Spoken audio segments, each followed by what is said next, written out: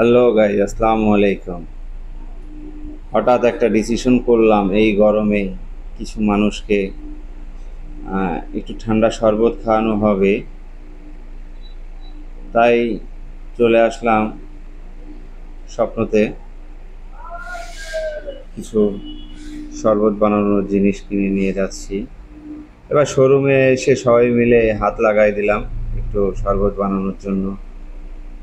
দেখি এই গরমে কিছু মানুষকে শরবত খেয়ে তাদের শান্তির ব্যবস্থা করি। খেটে খাওয়া অনেক মানুষ আছে, তাদের এই গরমে এক গ্লাস শরবত হলে খুব ভালো হয়। তাই ইমরান ব্লক থেকে আজ নেমে পড়লাম রোডে, খেটে খাওয়া মানুষের জন্য কিছু করার।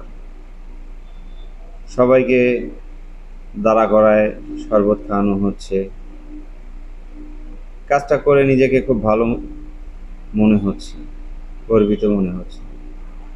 তাই আপনারা সবাই দোয়া করবেন অবশ্যই।